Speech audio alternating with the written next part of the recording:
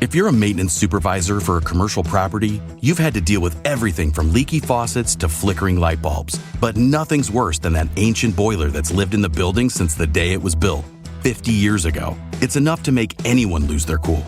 That's where Grainger comes in. With industrial-grade products and dependable fast delivery, Grainger can help with any challenge, from worn-out components to everyday necessities. Call, click Grainger.com, or just stop by. Grainger, for the ones who get it done.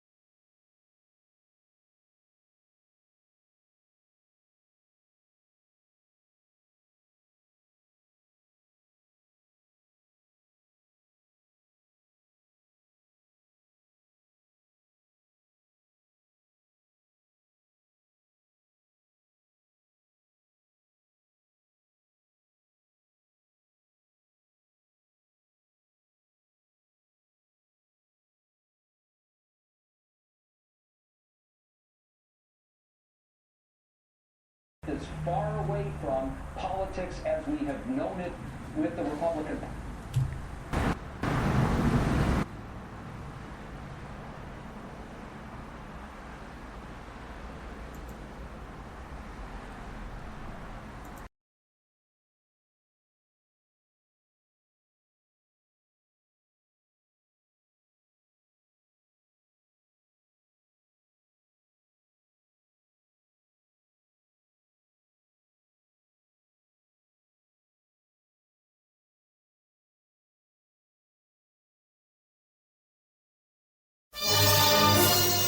It's the Opperman Report. Join digital forensic investigator and PI Ed Opperman for an in-depth discussion of conspiracy theories, strategy of New World Order resistance, high-profile court cases in the news, and interviews with expert guests and authors on these topics and more. It's the Opperman Report. And now, here is investigator Ed Opperman.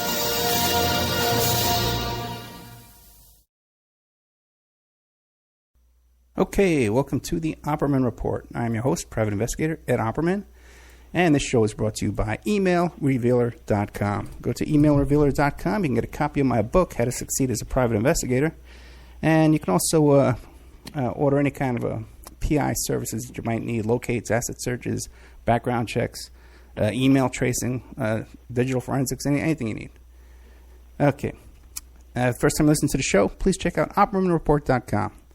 We've got a special members section there. You could sign up, become a member, a subscriber. There's exclusive content on there that you won't find either on the Friday night show or the Saturday afternoon show on American Freedom Radio. Got a big show for you today. A lot of people have been looking forward to this because I've been promoting it a bit. Our guest is John Massaria, who's a videographer and an investigative researcher.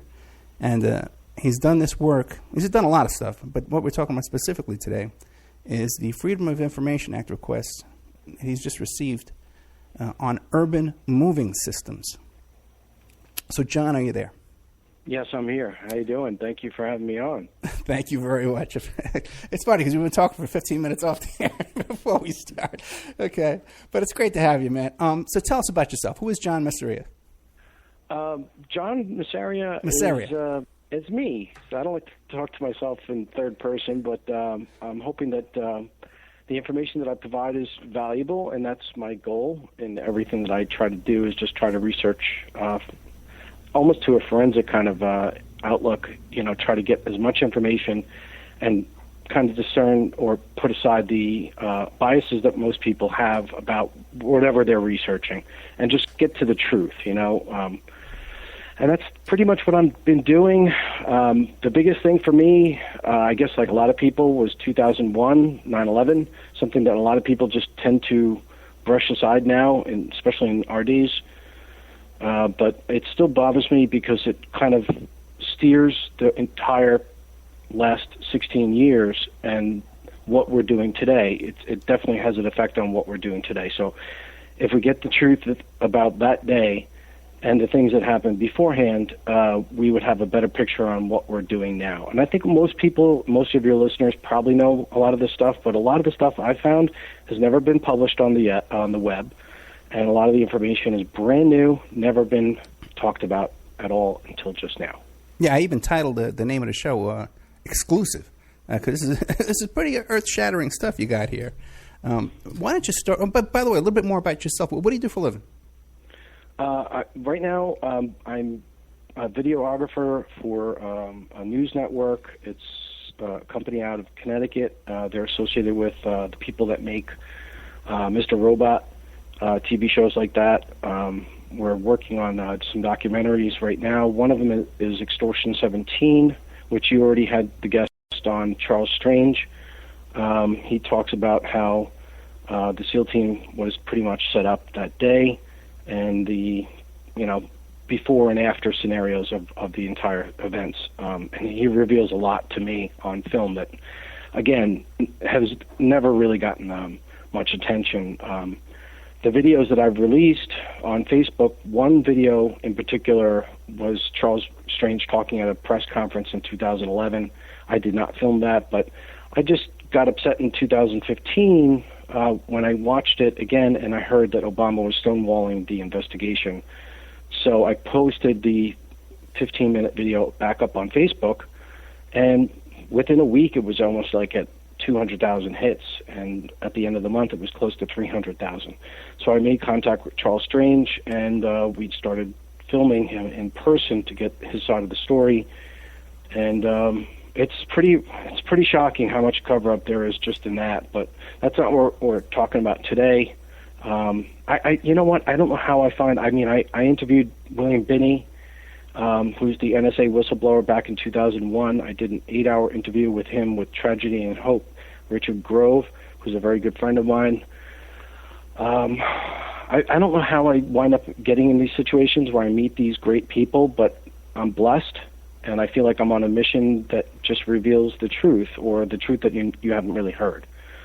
So. Yeah, I know exactly what you're talking about. And you just find yourself here in front of a microphone subtly, you know? Now, a couple of questions for you. Now, where are you located? I'm in New York. Okay, and how old are you? 46. 46, yeah. It gets hard. Yeah, right. You don't even know what age you are. The older you get. Now, you have all your own video equipment, or do you go out and rent stuff? No, I have all my equipment. I've done a few films. One was Behind Truth Art with Anthony Frida. That was a program that we developed about 2 years ago with a lot of my friends who are in the art truth-telling story of things, trying to get their, 1,000 words or more from one single picture was very impactful to me. So I tracked down this little thing they had in New York. It was called Save Long Island by Gigi Bowman, and she was super at that, she getting all these people together at this event, trying to wake people up on Long Island. And she had a lot of different speakers there. One of them was Anthony Frida, who was an artist, and I loved his art from previously, and I couldn't believe he was there. And I just told him, hey, we should make a documentary about your work. And lo and behold, we did it within 4 days or 5 days. He didn't think I was serious, but I said, listen, I'm ready to do this. And a lot of people have approached him before, but I'm the man of my word, and I said, we're going to do this. So we immediately started filming, and then we got some money through Indiegogo, and it's still, there's a lot of videos out there for free already out there, but I was a little bit taken back on how little interest people had in art and the words that he was trying to, the ideas, I guess, that were trying to be conveyed through his images. I wasn't really happy with the amount of views, and I kind of had some steam let out from that, I guess. But there's still tons and tons of videos. One of the best ones is Anthony Frida's Thought Crimes. That's an excellent video. It only has 216 views on YouTube.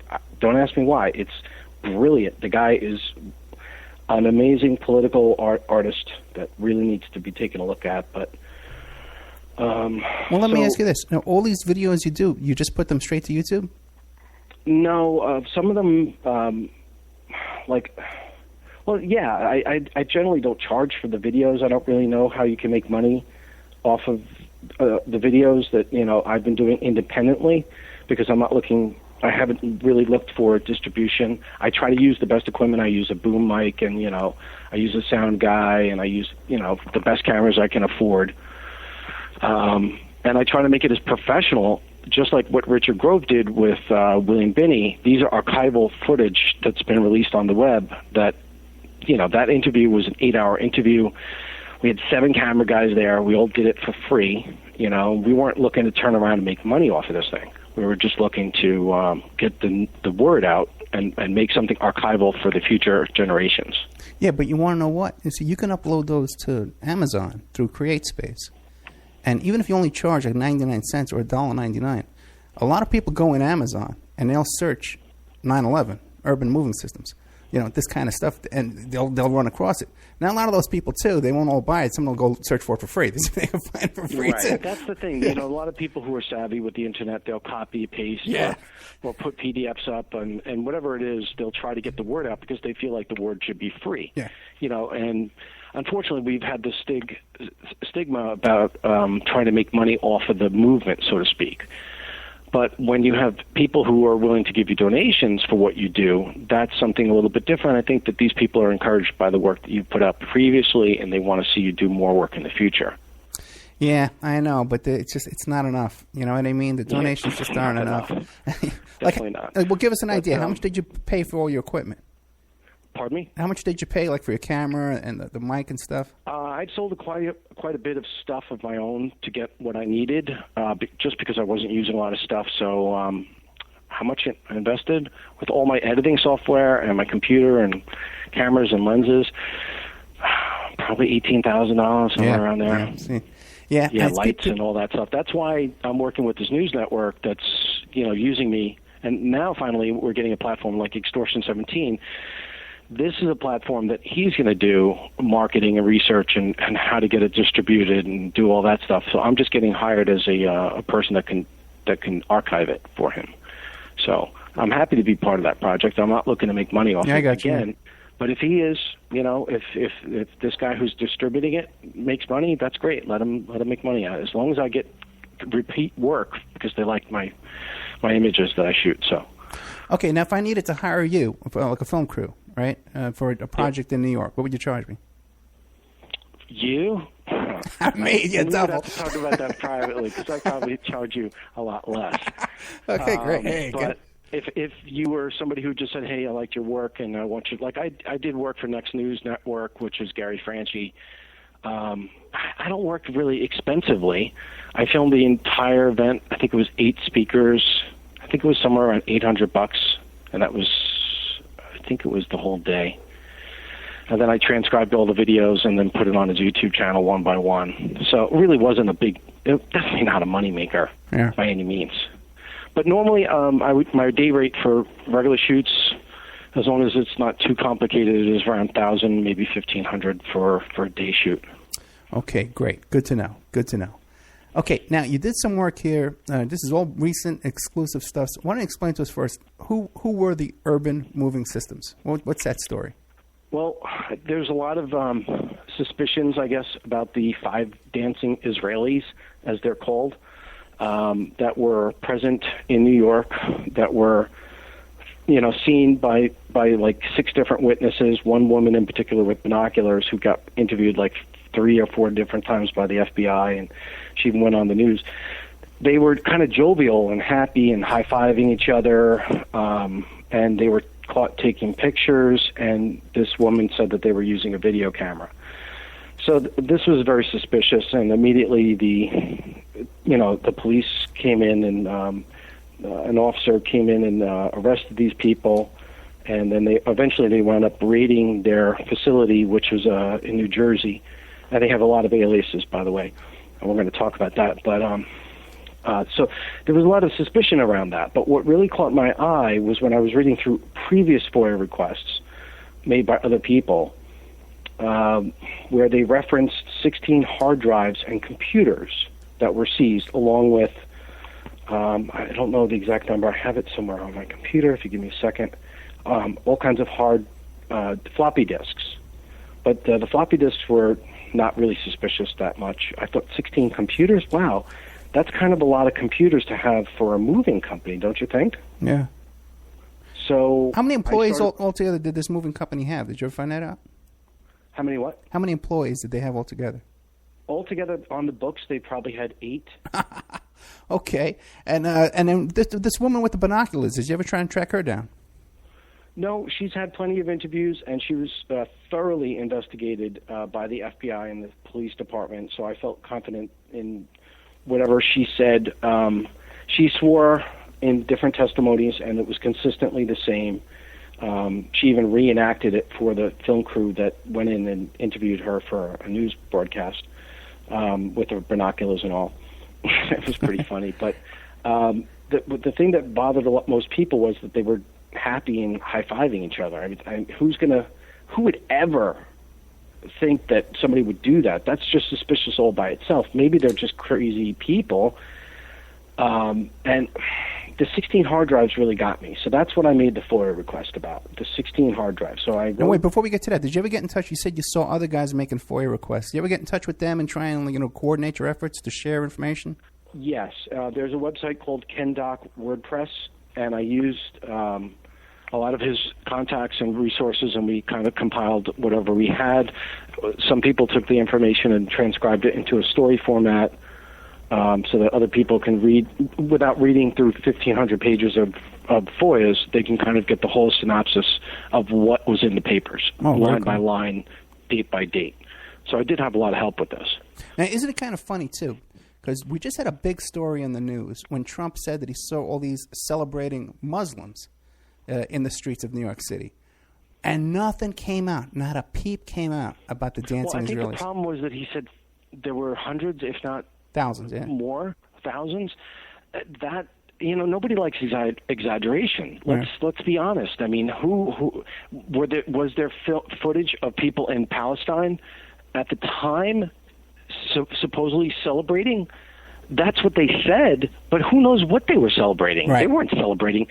Palestine and Israel, as far as I'm concerned, it just seems like a whole big nut that most people just don't get the real picture on. If you want the real picture, talk to Ken O'Keefe or Max Eigen, who are two iconic people who are like living Martin Luther King, preachers that tell the truth. And honestly, I mean, I love all their work. These guys will tell you exactly what's going on with Palestine and Israel.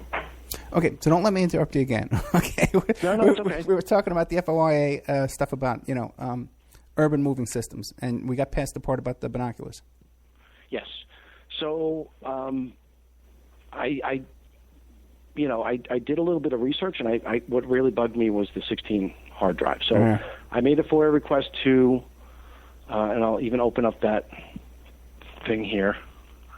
I made it on 5/28/15 to the FBI, and anybody can do this. I encourage everybody to make FOIA requests. As a matter of fact, when we go through this, I'm going to ask your viewers or listeners to make a FOIA request, and it's really easy. It's free, as long as you're willing to, not expect the world from them. I mean, obviously, 16 hard drives, if they were to give me all those, I would have to pay for the data and the storage and all that type of thing. But since they gave me just a disk, and not even papers, there was no photocopy charges or anything like that. So depending on what you order, that's what you have to pay for pretty much. Their research and time, they may charge you if it's very difficult for them. What was interesting about what I ordered was it took 4 days for them to get back to me and send me a disk. So I was like, what? This is crazy. Everybody I've been talking to said that FOIA requests take months, sometimes years. So I figured, I was so excited. I talked to Ken and Ken Doc from WordPress, and I said to him, listen, I don't know what's on this disk. I'm going to take it. I'm going to put it on my junky computer and make sure there's no viruses on it. I scanned it. I copied it onto a thumb drive. Then I scanned it again with like all sorts of good software. Maybe it's not the best. I don't know what it might be, but I tried my best to make sure there was no viruses, uploaded the images, and there was nothing. So I was happy about that, and we started going through it. But I was surprised on the 4 days, and again, I think that they probably had this information waiting for somebody to do a FOIA request, or somebody already did a FOIA request but never published this information. Interesting how you mentioned like you were worried about there being a virus on there. Because if people go back and listen to the story we did with Charles Strange, when they got their stuff, there was viruses on it that were sending their data from their computer over to NSA.gov, to CIA.gov. And this is in court records. This is not suspicious, people being paranoid and suspicious. This is in their court. They're suing. Right, and this is a family that was inquiring about the death of their son and all these people that died under very suspicious circumstances. Yeah. And there should have been no reason to spy on the families that were making these inquiries. They had direct links directly back to the NSA through satellites and other traffic. So what they had was a real virus that ruined their computer. And basically that computer, because I went there, I seen the computer, and I talked to the people that were involved, and they all said the computer's useless. So I said, have you ever given the bill to the NSA for that computer that they wrecked because of that disk that they gave to all the families? They gave this disk to every family, but only a few family members were able to open it the way Mary Strange did. So, by the way, we're people getting should off know. topic. I don't want to go into that too much. I hope that people look up into Extortion 17 and see the Charlie Strange video that he did in 2011. Yeah, people should know that it was John Massaria who put that interview together for us with the Strange family, which everybody really loves, by the way, too. So thank you very much, John. Yeah. Good, I'm glad. Oh, yeah. Yeah, these are important things that people need to know. That I mean, listen, 360-something views now, 360,000 views with over, 200,000 shares and comments. It's not a lot for something that's so striking to the national security. I mean, this has to do with Osama bin Laden. And again, 9/11 and all that stuff, and these SEAL team members that have died, and I think it's important. But only 360,000 views, that's not a lot. I mean, a cat, pulling a piece of pizza, or what was it, a rat that was pulling a piece of pizza got 15 million views. I mean, we need to start paying attention to what's important these days, especially with national security and what the government's doing and lying to us all the time. So I can't agree with you more, man. I can't agree with you more. Yeah. Okay, so you get this disc. What do you start finding? All right, well, we start delving through it, and Ken from Ken Doc, again, was very excited. I should give you his website address, so it's kendoc911.wordpress.com. Yeah, it's DOC, right? Ken Doc. KenDoc911.wordpress.com. Okay. Yep. And then you can just look up my name, or you can just look up 9/11 Urban Moving Systems FOIA request. So all the papers are there, and people can check them out. And we're just going to go through some of the weird oddities, I guess, on the show. Okay. That I found, and that a lot of people may not know about. If that's okay with you. Oh yeah, let's go. All right. So the pages, they range. They're labeled FOIA 1, FOIA 2, FOIA 3, that kind of thing. And like I said, we'll go through some of these papers here. They did use a lot of aliases, different names for different companies, and that struck all the FBI agents as strange. One of the company's names was White Glove Moving, and this was also owned by Israeli nationals at Liberty State Park. These guys were headed to New Jersey, and they were stopped. So there was like 4 different vans from all these different moving companies that were all stopped, making deliveries, and had suspicious items in their vans, and they'd been stopped, and they were questioned. They were logged into this FOIA request, so people can read about that. I'm just trying to think. In conjunction with one thing that really bugs me is, why do they call it Pentabomb? B-O-M? Did you know that the name of the investigation was called Pentabomb? Oh, really? That was the name of the FBI's investigation into these urban moving systems, was codenamed Pentabomb?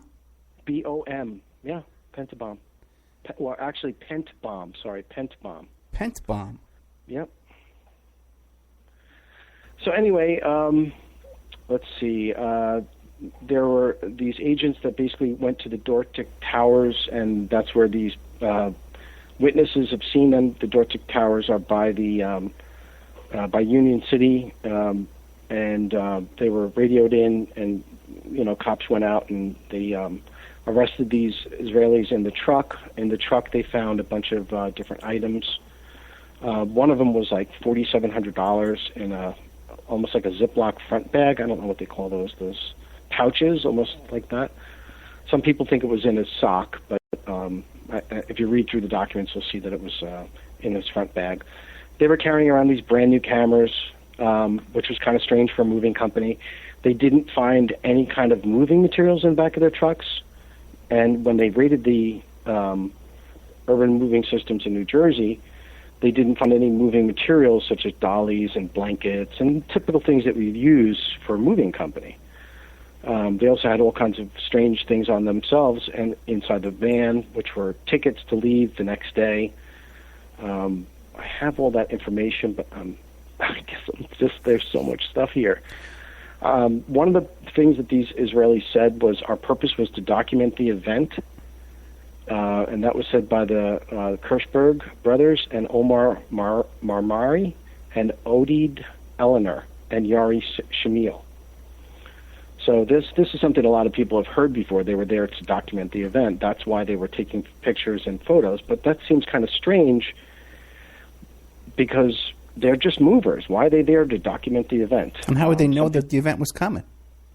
Right, and in the report they basically say that even though that some of these guys, and we're going to get into what I did after the FOIA request, which was do investigative work on who they are and what they're doing now, these days.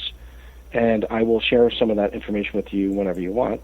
But that's really what I wanted to talk about. I mean, people can go through the FOIA requests and stuff like that. That's there, but the part that most people don't know about is what I sent you on Facebook. And I don't know if you want to go into some of that stuff now, maybe. Well, yeah, but now you say that this inventory of items that were in the truck, these are in police reports? Yes, they're all in the FBI reports, and the seized. They have receipts and all that stuff for everything that they seized. And you're saying they all said that they were there to document the events. Now, was this during questioning? Did you have like the actual transcript of the questioning and stuff like that? Yes, it's in there, and he also was caught saying that. Not caught saying that, but he was, transcribed saying that in a video where he was in Tel Aviv doing an interview. And when he went back to Israel, he told them that the Palestinians are their problem, not us. And that was in the police report. But the part about we were there to document the event was on the interview that they did out of Israel after they were deported. They stayed in custody for 75 days, by the way. Right. And some of them were, quote unquote, mistreated or tortured, at the police department. 4 of the 5 guys took lie detector tests. One man refused to take the lie detector test because he said that he was working for the Israeli army and that he couldn't divulge secrets or put his country in jeopardy. So he refused to take it. And I think that's the guy that they really interrogated severely. Now, what kind of torture do they claim they were under? Sitting in a dark room, all whatever, and I don't think they were abused. Nobody laid a hand on them. Right. They were just, I don't know, mistreated a little bit. I don't know. I'm not really sure. They didn't really get into what that was because it wasn't in the FBI reports, but they did state in other reports that they were, and they tried to sue for being held. The first part was that they were trying to sue for being held, and they lost that case. And the second part was for torture, and they got that got thrown out too. So, did you get copies of those complaints in that lawsuit? I didn't put that into this FOIA request or the printed on Ken's website. It has everything. Okay, so great. You can find it there. Okay, great. Yep. Very interesting. It's funny how they complain. They just blew up the World Trade Center, supposedly, right? And they complain about how they were treated. If you look at how the protesters in Baltimore, when they shot that kid over there, how they were treated, they had 15 to a holding cell and no running water in the cell. The way those guys were treated. The women, by the way, that was the women's section. They were even when the cops. Pointed their guns at them. There were reports that there was a bomb in the truck, right, that they were riding it, and they actually used bomb-sniffing dogs. And the first initial reports came back that it tested positive for bomb residue. And then it went back to another lab, and then they said no. It went to a different lab, and then it said no, we didn't find bomb residue. So that was kind of strange. That first we found it, then we didn't.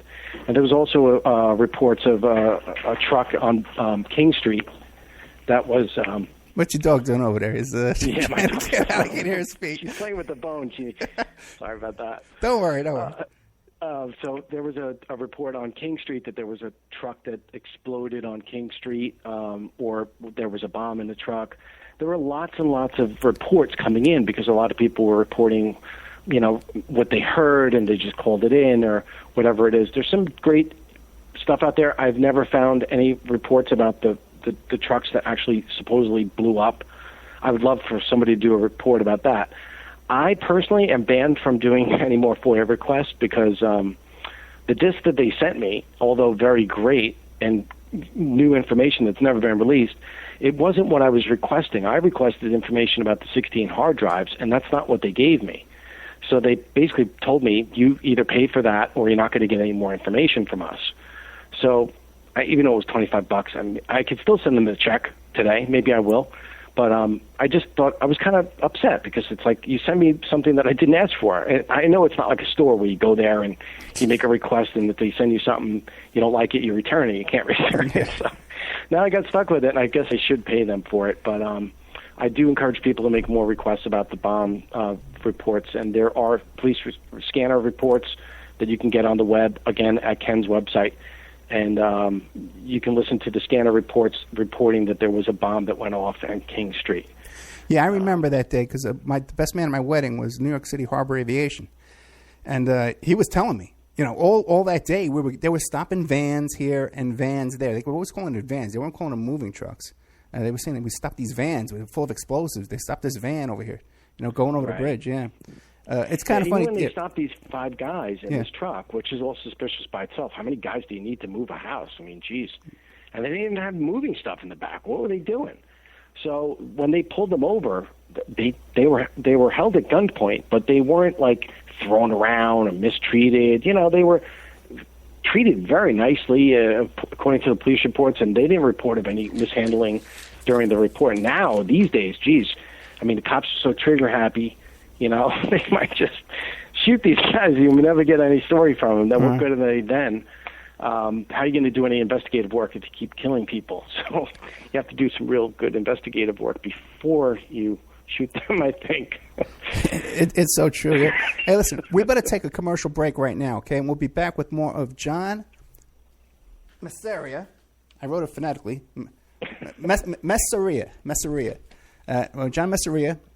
Either way. About urban moving systems, the Freedom of Information, doc release, exclusive content. Now, John, do you have a website? You have YouTube, right? I have YouTubes, but I have like so many of them. I don't even just look up me on Facebook if you want to contact me. Okay, all right. JohnMassaria.com at Facebook. I use my real name, my real picture. Okay. Yeah, you should change that picture, man. It's not doing you any favors. Okay. All right, we'll be right back after this with more of John Massaria. Over here.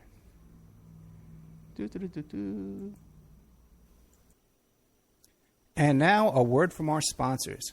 Pacific West Bamboo, your premier source for sustainable building material.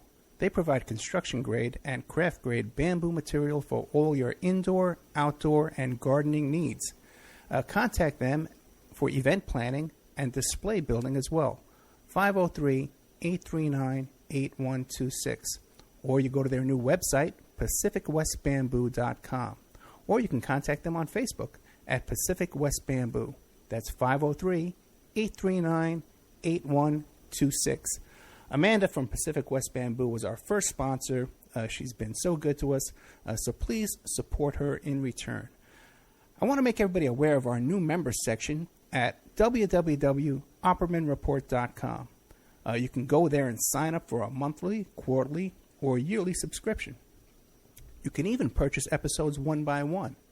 You get full access to brand new original content, new guests, new uncensored interviews, my own investigations and reports, and we're going to be adding sections with documents, images, police reports, either provided by myself or by my guests, or for my own investigations, my own reports. So you can go to oppermanreport.com and you can sign up there tonight. You can start listening tonight. Strawman. I want to mention Strawman. Strawman is a band out of Toronto, Canada. They're good friends of the Opperman Report. They're a trio of guys who share the same mindset most of us here do, and they put that energy into their words and music. So check them out at strawmanmusic.com and drop them a line to let them know that you heard them here on the Opperman Report. We'll be doing an interview with Sean Duffy soon. You can get an autographed copy of my book, How to Succeed as a Private Investigator, by visiting my PI website, emailrevealer.com. We also offer a computer and cell phone forensics. We can recover deleted text messages to uncover infidelity. We offer asset searches, locates, email tracing, background reports, and we can even trace your spouse's email address back to internet dating websites to catch them cheating online. You can reach us at 800-572-9762, or you can email me at emailrevealer@aol.com. New World Mexican Women. Everyone loves the New World Mexican Women, and their line of fine, handcrafted, authentic Mexican jewelry of stone mosaic and abalone stone inlay. In their first book, titled New World Mexican Women, available on lulu.com, they teach you how to make this jewelry, and they have a collection of love letters to their men from their hometown that have immigrated to the United States to find work. They have also published a new book entitled Azuquina to the Rodeo. It's about a young girl that falls in love with a rodeo bull rider, and she runs away with him without telling her family. You can find the New World Mexican Women by Googling New World Mexican Women. And you can ask them about their deals on wholesaling their fine jewelry and all of the other projects that they have going on. If you'd like to have your business or website advertised here and promoted all over the world on dozens of stations every day, give us a call at 800-572-9762 or email oppermanreport@gmail.com. And now back to our show. Well, not so soon. First, we're going to talk about MichiganMushrooms.net. They offer the highest quality chaga chunks available anywhere, picked fresh from healthy live trees in Michigan's Upper Peninsula, sun-dried and quickly shipped to you. They're very proud of their long-standing reputation as trusted farmers and collectors of wild, gourmet, and medicinal mushrooms. Customer service and offering high-quality products is very important to them. And they have a strict grading system that begins in the woods, and they would rather pass up a chunk that looks bad instead of passing it off to you, the customer. Additionally, they are recognized by the state of Michigan as mushroom experts. They are certified by the Department of Agriculture to sell 20 different species of mushrooms, and proof of this certification is available upon request. That is MichiganMushrooms.net or on Facebook, Michigan Mushrooms LLC. Got a brand new sponsor, The Rodeo of Doom by Miguel La Sala. The year is 2384, and Henry Fields is a down-on-his-luck adjunct professor in the architecture department at Andreas Tangen University in Los Angeles. But he has one thing going for him that others don't. He has enough of the coveted EP14 to live to be 200 if he wants to. Not that hard. When he saves a woman for certain death with a few drops of the EP14, a corrupt government agency tries to blackmail him into selling off his supply. Just when it seems like it might be a good idea, all hell breaks loose. The Rodeo of Doom was written by Miguel La Sala and edited by Margaret A. Harrell, the author of Keep This Quiet, memoir series. Now, she was also the copy edited Hunter S. Thompson's breakthrough book, Hell's Angels. According to Harrell, the Rodeo of Doom will grip you and pull you into the wild ride of a different reality. This is a consciously fast-paced journey into the future. Author Miguel La Sala reveals his craft by intricately weaving in fine details for his reader and keeps you anxiously anticipating what will happen next. Do not wait to read this book.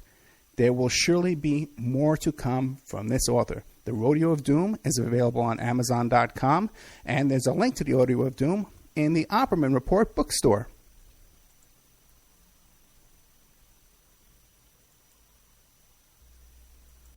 Okay, welcome back to the Opperman Report. I'm your host, private investigator Ed Opperman. We're here with John Massaria, and we're discussing urban moving systems and his Freedom of Information Act request and all these docs that he just received. So now, John, do you have any kind of background as an investigator? Background? No, I mean, I have my Bachelor of Science in Business Administration Marketing from NYIT in New York. I don't really have any, research, it's just something I love to do. Right. And I try to do it very thoroughly. I'm sorry that I'm not really going through all these documents. I'm hoping that people visit the website and do their own due diligence on the paperwork. I want to really go through some of that stuff line by line, but there's so much in there, and it's some of the things that really bugged me. So I don't know if you want to talk about that. Yeah. Do you have any you could just jump out at you? Sure. Yeah. Some of the things that bugged me was on 9/10, day before 9/11, 01. The cops stopped a truck from a moving company, Urban Moving Systems, in New Jersey, and he was taking photographs of the airplanes and at the airport, and he had an invalid driver's license. They arrested him. It's in the report. All the photographs were, taken to some lab, and they're not found anymore. You can't find them. Nobody knows where they are. And the photographs that these Israelis supposedly took are not found either. You cannot get them. They're redacted or not, they're no longer around.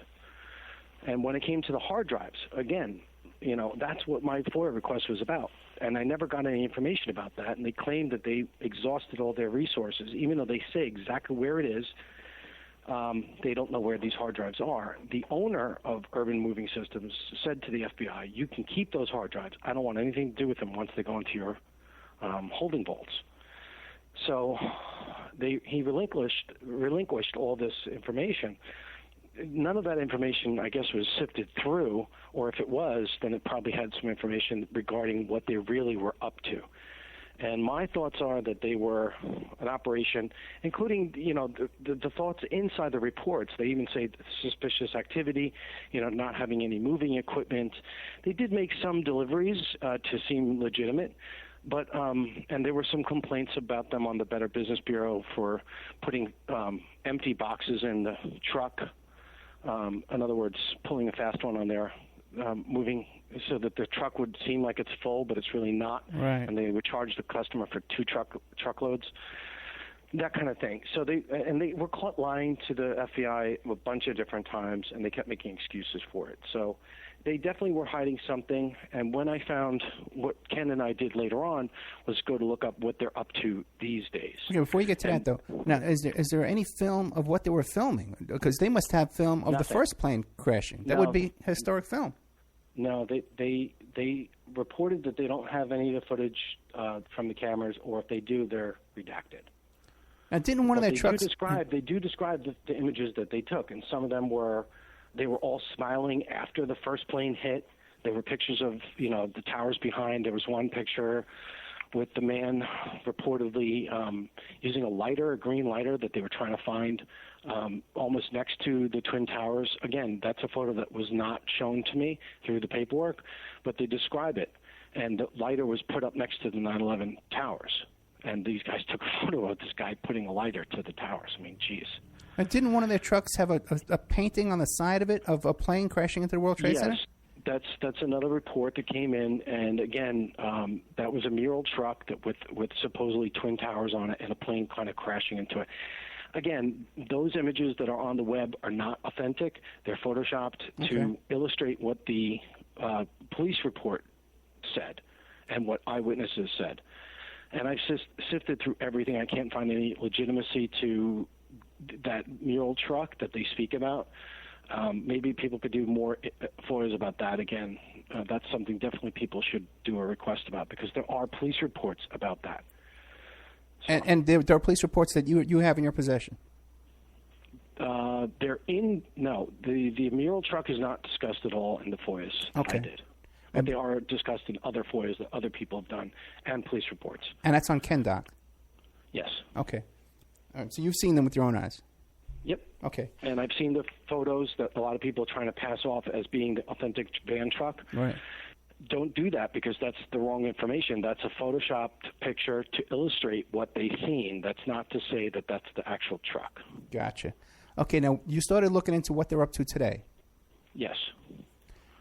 Now, my first question is, because you got this list of names, how do you know it's the same guy? Because sometimes it's 2 people have the same exact name.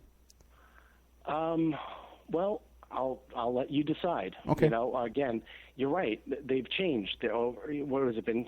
15 years. So their faces have changed. They've gotten older, just like all of us, since 9/11. But Ken and I did some due diligence, and we're affirmed that these are the same people that we looked up and what they're up to now. Okay. So what'd you find out? Okay, so let's get to where I have that information first. First, we'll go through the names of who they are. Okay. And that way people can look it up themselves if they like. Let's get to that screen. Here it is. Here's the police report. Now, most of their names are redacted to keep the names and addresses and date of births all, I guess, from people, you're trying to keep their privacy. So they were redacted, but there was one of the pages that came from the police report, not the FBI report, that has their names and DOBs. Okay. So this gives you good reference on their who they are and when they were born and that kind of thing. So one of them is Mr. Steven Kurzberg, and his DOB is 2278, and they give you an address actually in there too. The other one, New York address? Yes, okay. In Brooklyn. But don't forget, most of these guys had plane tickets to leave the next day. Right. They're working for this moving company, but they had tickets to leave, to go back. And I have copies of those also. They're also in the report, the FOIA report that they gave.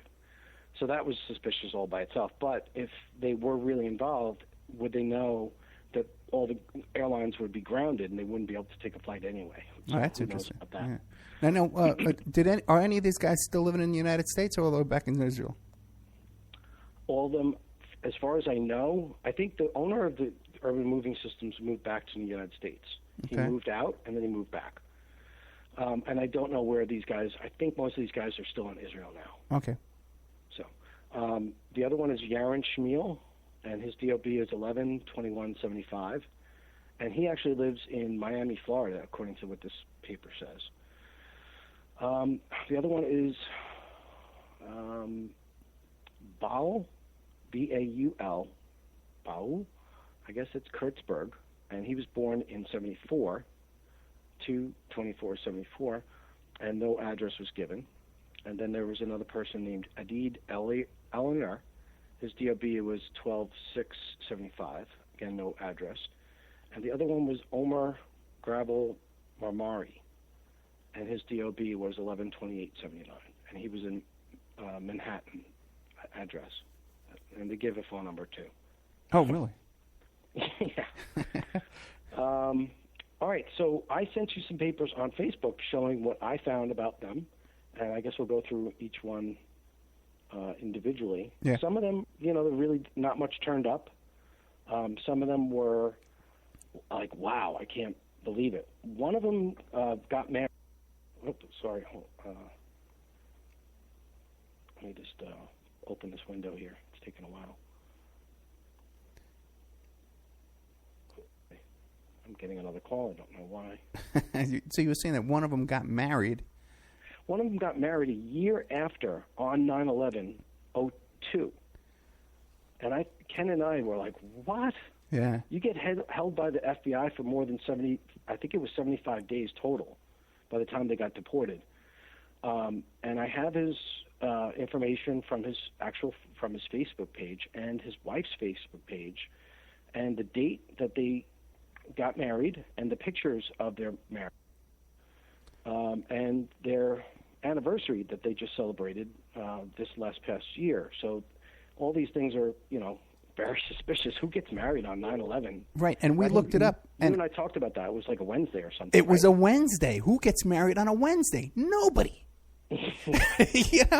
Nobody. Not even here in Vegas. People wait till Saturday and Sunday to get married. Right.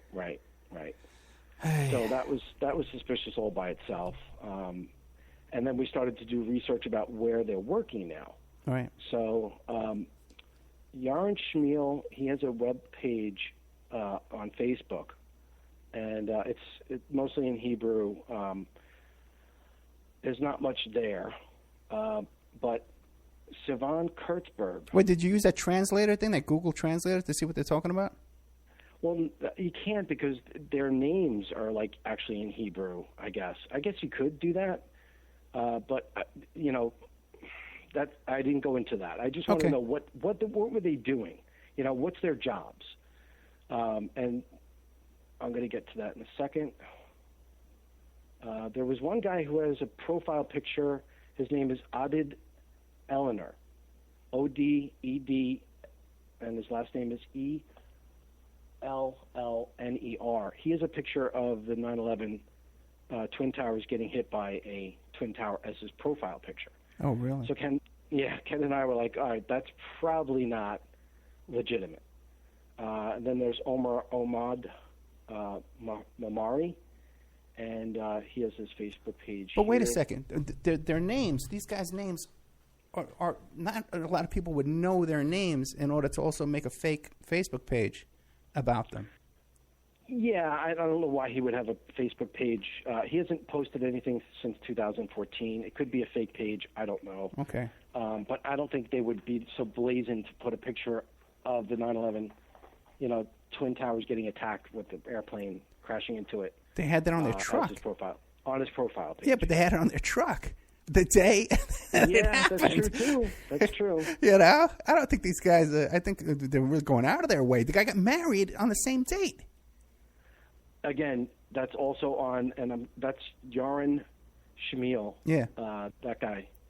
All right, so the biggest one was, if you look up Yaron Shmuel on LinkedIn, he worked for a company called Octagon Explosives Security and Pups for Peace. Now, Pups for Peace, I mean, that sounds pretty, nice, right? Everybody loves peace. I love peace. I hate war. Yeah. I can't stand war. And who doesn't love a puppy, right? So it's Pups for Peace. So I started to look up what Pups for Peace really is. And Pups for Peace is actually an organization. They have an organizational report and all that stuff. It's a nonprofit organization, basically designed for. It's out of Israel, and they basically use dog sniffing bomb sniffing dogs to detect explosives. It's like, oh wow, so this guy was in supplying dogs or he was working for a company that supplied these dogs to sniff out bombs. Now I do remember during 9/11 there was a lot of reports of the dogs getting switched out, and that even the dogs were pulled from the building to sniff out bombs. So that, again, people could do their own research about that. But that's what this guy's been up to. Well, what kind of charity? Why do you need a charity for bomb-sniffing dogs?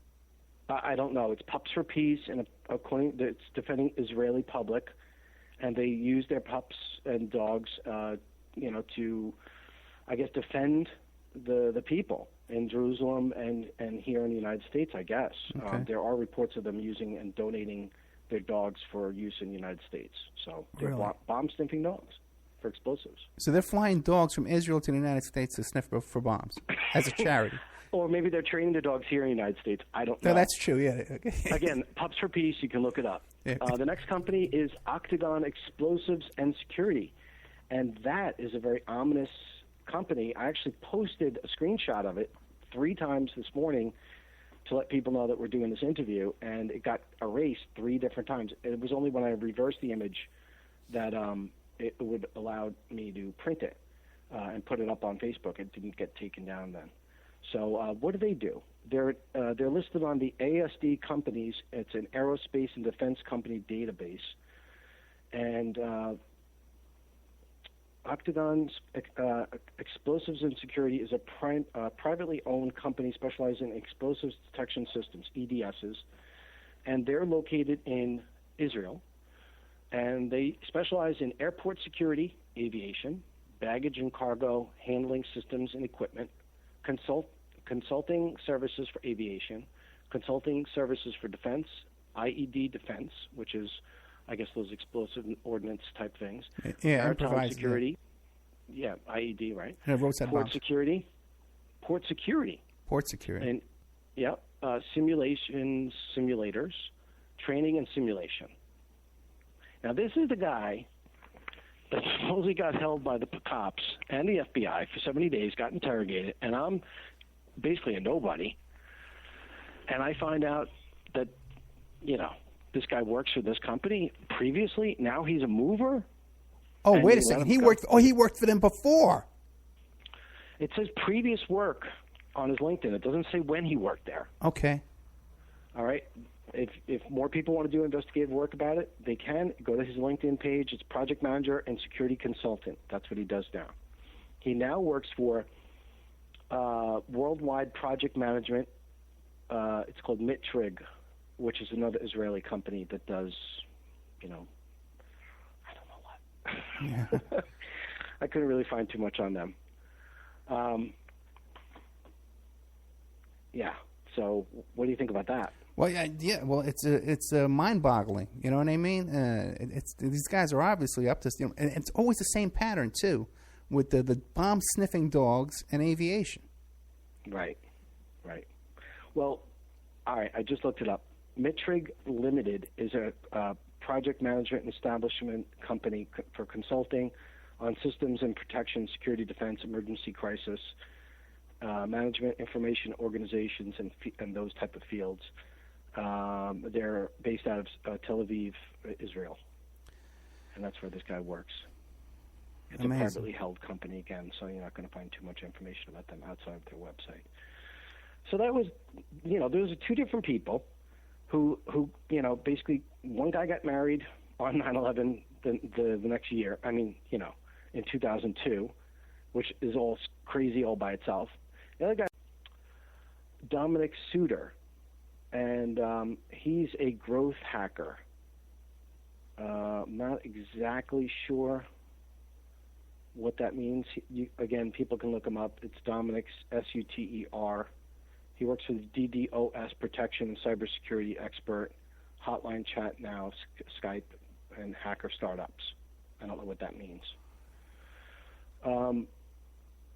Let's see.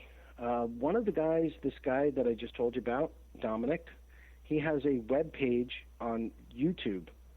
Sorry, he has a YouTube channel that, let me see if I can get the screenshot here. Sorry.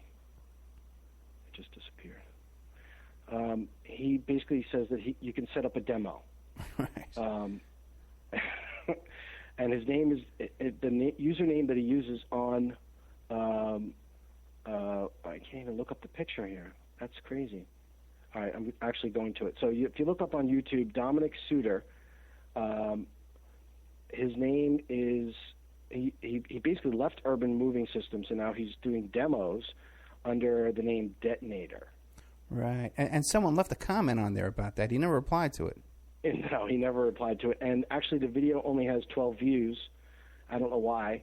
He has a few other videos on there. It looks to me like it almost reminded me of like clandestine kind of communication, like almost what Charlie Strange was telling us about his son, Michael Strange, what he used to do in Hawaii. And when he came to the States, he would read through newspapers Right. and find out what the messages are. So if you're going to set up a YouTube channel and you're going to call yourself Detonator and you can call me for a demo, and basically he's a hacker.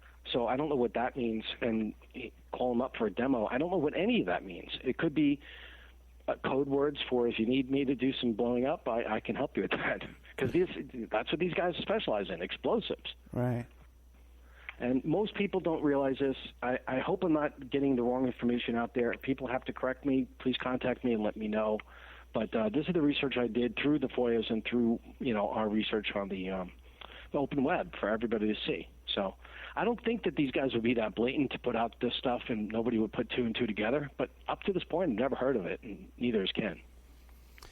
Okay, and like you said, this is just the tip of the iceberg of what I'm sure. You see, the thing is, I would be afraid to punch any of these names into like a legal database, because I know it'll settle flags right away.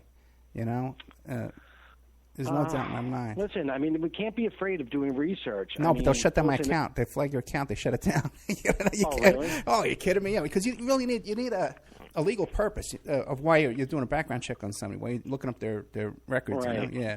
Well, I told you I want to do a background check on Mick West, who owns metabunk.org, right? Who is, to me, doing no service to anybody but the corporate conglomerates and the these companies that just profit off of ruining the economies and ruining the environment and taking away people's rights. This guy, Mick West, is just dirty as it gets, and he just claims that he's trying to set the record straight by debunking everybody.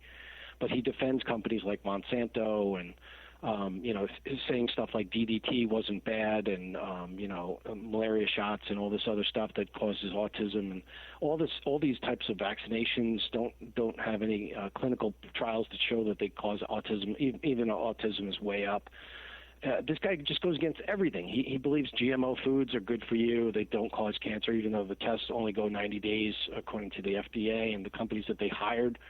So this guy is just dirty, and he defends everything that is corporately rich. He'll defend companies like Halliburton and, any we were saying, the other stuff. side has so much money. But John, we're down to like the last 30 seconds, okay? Okay. But we got to have you back for sure, okay? What do you want to leave us with before we go?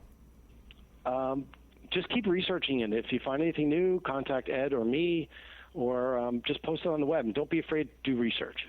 That's absolutely true. Well, we've got to stick our necks out a little bit, and then the more of us are out there doing this, the safer it is for all of us.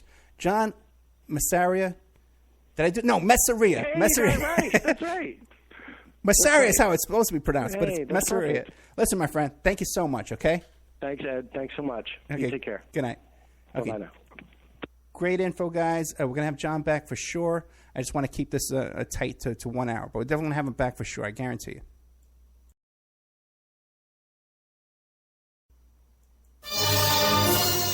It's the Opperman Report.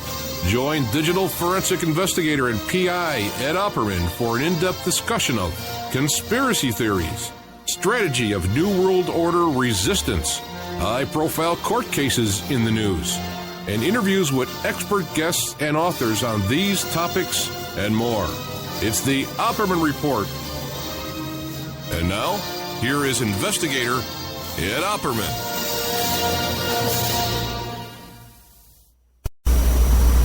Okay, welcome to the Opperman Report. I am your host, private investigator Ed Opperman, and this show is brought to you by MichiganMushrooms.net. You can go to MichiganMushrooms.net and check out some of that chaga mushroom tea that you can get from them. Also, you can get a sample packet of all the different kinds of mushrooms that they pick, fresh picked and sun-dried over there in Michigan. Their Facebook page is Michigan Mushrooms LLC.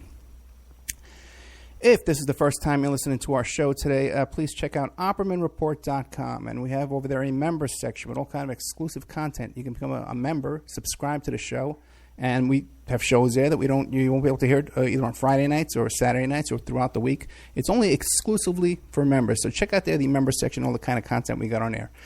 Got a great show for you today. Okay, this is right up our alley. I was just talking to Mark Devlin off there for a couple of seconds, and this is all the kind of stuff we're into. Okay, so you guys are going to love this. I think we got a good one. As a matter of fact, I'm pretty sure we're going to have Mark back on the air pretty soon. Mark Devlin, his book is Musical Truth. He's got a couple of websites. One is musicaltruthbook.com. The other one is markdevlin.co.uk, because he's in the UK. And also, too, he's going to be at the Philly in Philadelphia April 15th to the 17th at the Free Your Mind conference down there, giving a whole presentation on his theories with this stuff going on in music, mainstream music, pretty much to brainwash us and get us in all kind of trouble. Mark, are you there? Yes, Ed. Good to be with you, man. Thank you so much. So, Mark Devlin, tell us a little bit about yourself and your book. I'll give you the potted version, the 1 minute version. I've been a radio and club DJ for the last 26 years, and I've been fortunate enough to do a whole bunch of radio shows and DJ all over the place. I've DJ'd in the US a few times, so I've had a great time, a good innings, you know. But about 6 years ago, I woke up to some great truths about what's really going on in this world and who's really running things and to what end, and just how deep the level of control and manipulation goes. And one of the first things that this got me into was looking into how it ties in with the corporate music industry, and has done through the ages, really, right the way back to the start of the industry. And so I've spent the last 5 years studying in great detail the various tactics and methods that have been used to mind control all of us on a mass basis for a very long time. And all this research has formed the basis to my book, which I've just put out, Musical Truth. And that pretty much brings together everything I've come to understand over the course of the last 5 years about what's really going on, and how it ties into the bigger picture of what's happening, outside of the entertainment industry and in the world at large. So, everything I know and everything that I want to put out there in terms of a message is basically between the covers of this book. and now comes the time to get it out there. So now you say you woke up to this about 6 years ago. How old are you now? How old? I'm 45 now, so I was a late starter. Oh, okay, yeah. Okay, well, give us an idea then. Where do you want to start? Really, the book goes right the way back to the early days of the corporate music industry on both sides of the Atlantic. So it's stuff that was happening in the UK and stuff that was happening in the US. And when I first started researching all the stuff that you'll find in the book, I did tend to think that it was something that had been going on for just the last few years. I was quite naive in thinking it just went back to the early 2000s. But the more I got stuck into it, the more I delved into the research, the more the timeline kept moving. And I was going back to the 1970s, 1960s, and then all the way back to the late 1950s, really, the beginning of the rock and roll era. And you can see all the same hallmarks and all the same blueprints and templates and tactics that were rolled out back in those days still happening today. What happens is they just change the names, the acts change, the musicians change, but the agenda always stays the same in terms of what these industries are being used for. And I came to realize that the music industry very much is tied in with what goes on in Hollywood movies and also the television industry. They're all connected and they all feed into the same kind of individuals and networks and organizations.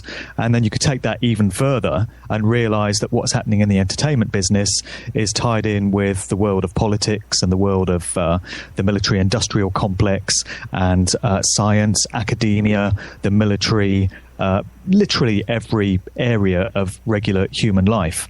And, of course, all these various activities are ultimately controlled, again, by these same groups and networks that are pulling the strings. How else is it possible for elements of what happened on 9/11, for example, to have been coded into so many Hollywood movies and pieces of music and record sleeves and all of that in the years leading up to 2001? You realize that all these things are interconnected and all these different institutions are all working together. That will probably be no great surprise to a number of your listeners, but it's something that I came to understand about 5 years ago, and it kind of rocked my world.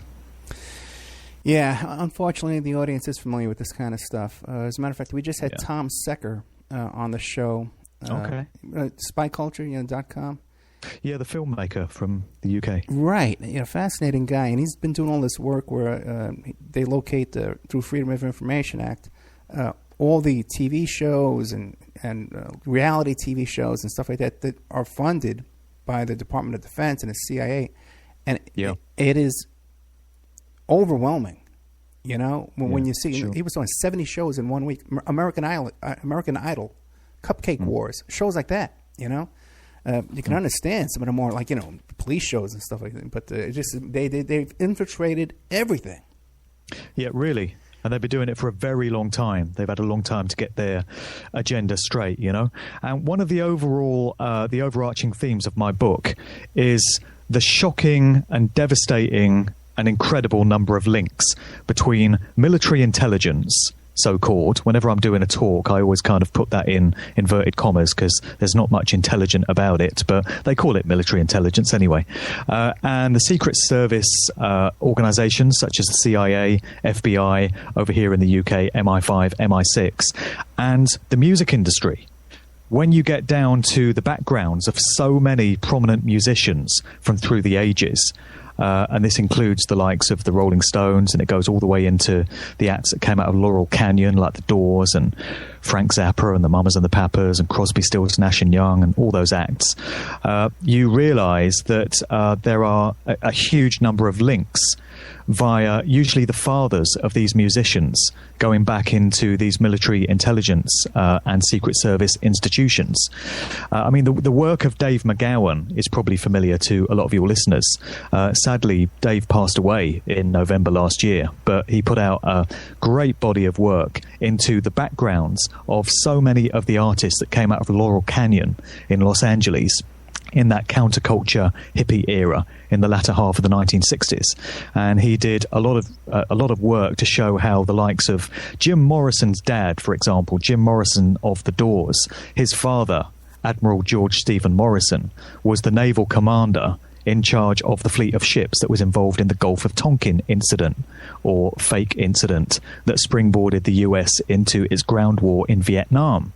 So who would have thought that you've got this iconic rock god that is kind of a symbol and a motif for the anti-war, anti-establishment crowd, and his dad is basically responsible for starting the Vietnam War.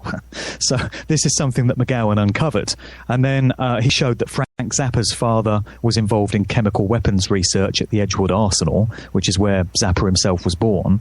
And then you've got all these other links with John Phillips of the Mamas and Papas and all these other groups that came out of Laurel Canyon. And he also points out that Miles Copeland was a big-time CIA operative, and his son just happened to be Stuart Copeland, who was the founder member of the group The Police, who were very popular on both sides of the Atlantic. And then you have links with Brian Jones, for example, the founder member of the Rolling Stones. His father was involved in research for the British government in terms of spying and surveillance, and he worked at one of the early incarnations of what became GCHQ, Government Communications Headquarters, which is the UK's version of the NSA, all involved in spying and stuff. So time and time again, Cliff Richard's father worked for Thorny MI, which, as well as being a recording company, was also involved in chemical weapons research and, weapons systems used in wars. So time and time again, you've got connections between popular entertainers and musicians and all these family backgrounds in military intelligence. Why should that be? It goes way beyond the realms of coincidence. And if the fathers of all these musicians were kind of lorry drivers or builders or bakers, surely people would be asking why that is. Why are there so many lorry driver fathers? But, they're why are there so drivers. many bakers? Yeah, that's so funny. The way you say that is so true. Yeah. And yet, the fact that they all worked in military intelligence and for the government seems to have passed so many people by, or maybe they just don't know this. Maybe it's just not something that's been uncovered. But it's there. The facts are there. The evidence are there. And, it begs the question, why? What's going on? It's fun. You mentioned Dave McGowan. He's a huge friend of this show, and probably the most popular guest that we've had on the show here. Poor Dave passed away. It was such a brutal death the way he went too. Just horrible. If you saw the pictures, the last few days, just devastating. So God bless good old Dave and his family too. They become friends as well. Yeah, for sure. Now, what have you come up with? Because you mentioned the mamas and the papas. I might have a few things for you that might surprise you. But what do you make of Satanism? Because you talk about how this started in the 50s. That's right around the time of the Crossroads legend, of the legend of the Crossroads, where it sold his soul to the devil. How does Satanism fit into all this? Yeah, that Crossroads legend was attached to Robert Johnson, the blues musician. And it's kind of this fable or this legend that he sold his soul to the devil at this crossroads in exchange for great musical talent. And it ties into the much older story of Faust, this German legend, where the central figure in that story is said to have made a deal with the devil, where he sold his mortal soul in exchange for great worldly knowledge and understandings. And so the term Faustian has come to be applied to this scenario where people, sell their soul in exchange for great gifts.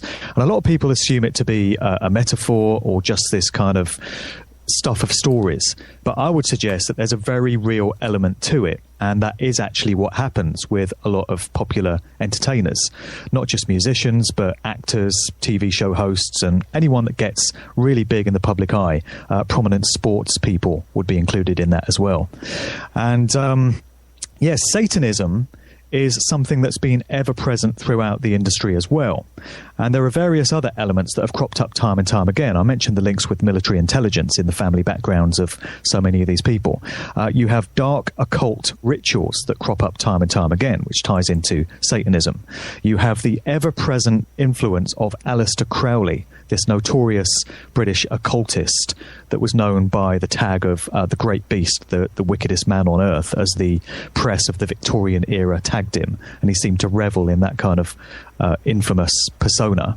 But the works of Aleister Crowley seem to have been a fascination to so many prominent musicians, and I document a lot of that as well.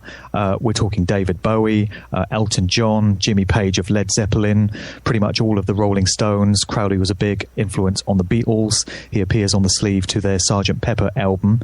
So you got all that going on. You got some very ugly other stuff that crops up in the story throughout as well, such as paedophilia, unfortunately, is all over the bloody place. And like I say, just these dark cult practices.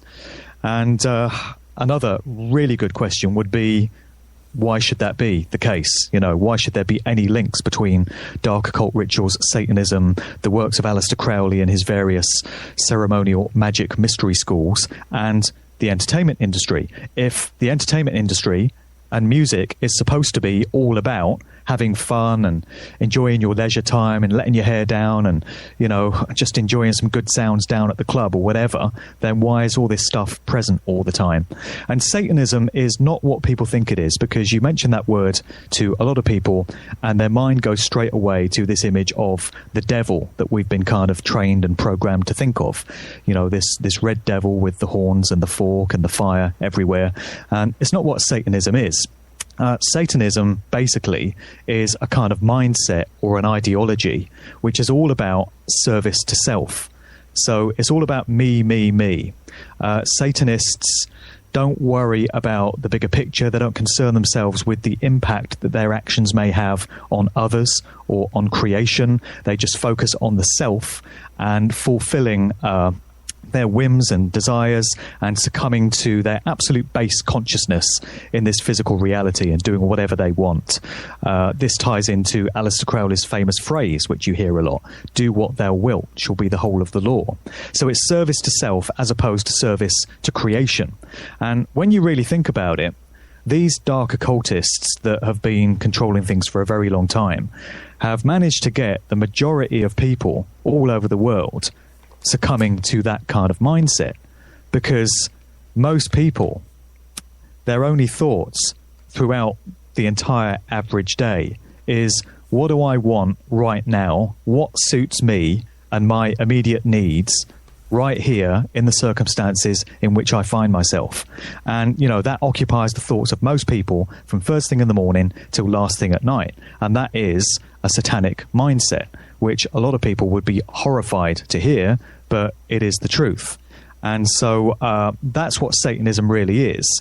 And when you get into the research, you see how the music industry and all these prominent musicians have been used to kind of formulate that mindset with the majority of people that are lapping this stuff up. You know, it goes a lot deeper.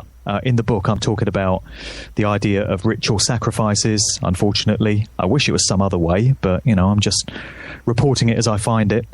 Even demonic possession. There's a lot of suggestion and a lot of evidence to suggest that this kind of thing goes on as well, and that the forces that control the entertainment industry have these various off-world demonic entities that they like to try and connect with, and that they actually use a lot of artists in some of the stage shows that you see, some of these elaborate performances, to kind of make contact with them and allow possession by them. I realise this is outrageous stuff. No, not at all. No, my audience is very familiar with this kind of stuff. Sure. Yeah. Well, you know, for anyone hearing this for the first time, it sounds impossible and incredible. But, you know, so much evidence to suggest that it goes on, and I'm far from the only one saying this, as you'll well know. Oh, great. A couple of questions. You talk about how, well, I guess let's start with this one. What about, have you run across the Process Church of the Final Judgment and all this? Yes, I have, and there are lots of links with them. There's lots of synchronistic links into that organization. It's very closely linked to the Manson family, Charles Manson and his disciples. And there are lots of other synchronistic interwoven links as well with the Church of Satan. So you've got the Process Church, it had some connections into the Church of Satan, which was run by Anton LaVey, its high priest in the 1960s when it got started. And then back over here in the UK, there are links everywhere you look into Jimmy Savile. Right. People might be familiar with Jimmy Savile, who was this BBC presenter, TV and radio presenter, who worked for over 50 years for the BBC. And just recently, in 2011, he was exposed as a grotesque serial paedophile and child rapist and possibly necrophiliac. And he worked for the BBC for about 50 years undiscovered. None of this stuff came to the surface until then. And there are links everywhere you look between Jimmy Savile and the Beatles, the Rolling Stones, even Elvis Presley, Cliff Richard. And as I say, on this side of the Atlantic, you've got links into the Cray twins, who were these notorious East End gangsters in London that terrorized the capital in the 1960s. And then back over in the US, you've got the Process Church, you've got ties into Charles Manson and the Manson murders of 1969, and you've got all these links into the Church of Satan. And, there's synchronistic, interconnected links everywhere, and it's just incredible. And I've made the point in the book that there are so many links between musicians and all these, shady secret societies that it seems to go beyond the realms of human planning. What I mean is, it just seems to go beyond a bunch of people sitting down at a table and saying, okay, we'll create this link and we'll have this connection here and we'll have this going on. It really feels as if the universe is kind of making all these links happen. It's kind of bringing all these scenarios and situations and different people together because they're all kind of syncing vibrational frequencies and all feeding into each other. And it really does feel like there are forces of the universe at work in bringing all this stuff together. So it's all very much a far cry from innocent rock and roll songs, really. There's a lot more going on. I hear you. I tell you, I got a couple of things for you. One is, I don't know if you've ever seen, there's a document out there that exists. I have it in my possession. It's an Immigration and Nationalization Service, INS, police report from here in the United States that describes Papa John Phillips as being funding the Process Church on the West Coast. Okay. Have you ever seen that? I've not seen it, no, but I'll it send doesn't it to surprise me. I'm going to send it to you. Okay. Yeah. And it talks about yeah. It talks about it. Definitely it links Manson to the Process Church, Papa John Phillips to the Process Church, and also to Sirhan too, as well as attending Process Church sex and drug parties at Sharon Tate's home. Wow. Yeah, I'll send it to you. Yeah, I mean, that's what I'm talking about. These links into all these other areas that should be entirely unconnected to the music industry, but they're not. There's all sorts of stuff about John Phillips as well. His daughter Mackenzie Phillips put a book out in 2009. She was named after Scott McKenzie. John Phillips named her after the guy that did the song San Francisco, Be Sure to Wear Some Flowers in Your Hair, a proper anthem of the hippie era out of San Francisco. And in her 2009 book, John Phillips' daughter claimed that on the eve of her wedding in 1979, he drugged her and raped her, which is a pretty outrageous claim to make.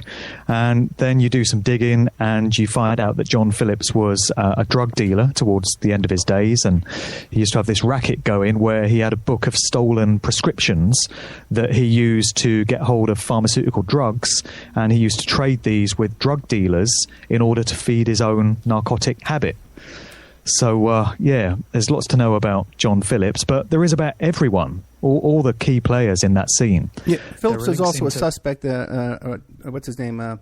Roman Polanski suspected Phillips as being involved in the Manson murders, and he went and broke into Phillips' house and stole his address book because he wanted to compare the writing on the address book to the writing on the walls.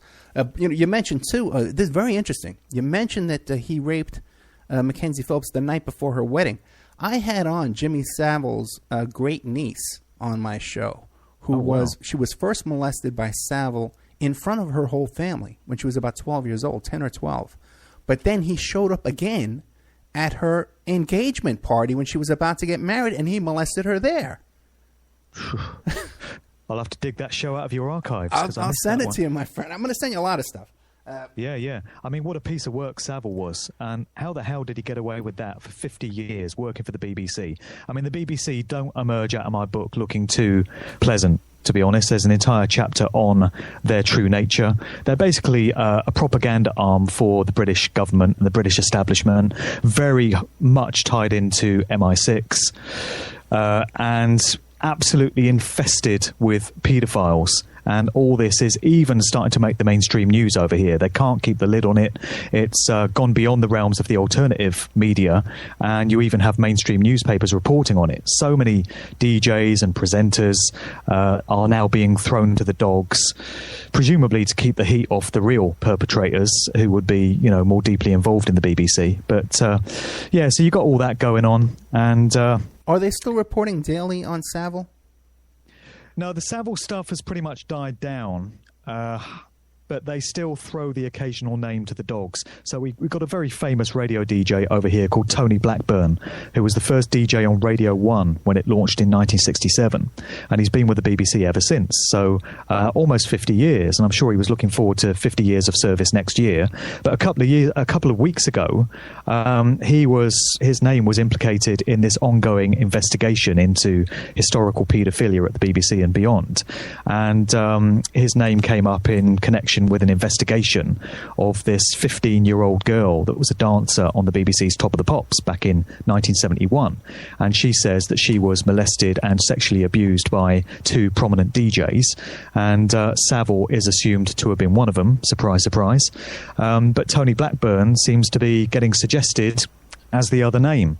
Nothing's been proven yet, but he's now lost his job and he's been kicked off the BBC, and his name has been very much shamed. But it does smack of, they throw the odd celeb out to the public as a way of suggesting that something is being done to tackle the problem.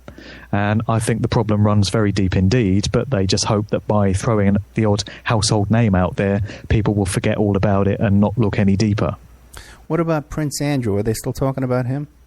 No, very frustratingly, that's all just gone away. Amazing. Which is incredible. That was in the mainstream news, not really dominating headlines, but you could find references to it probably about 18 months ago in his relationship with Jeffrey Epstein. Right. Jeffrey Epstein's name came up a lot, and he was kind of demonized as this serial paedophile.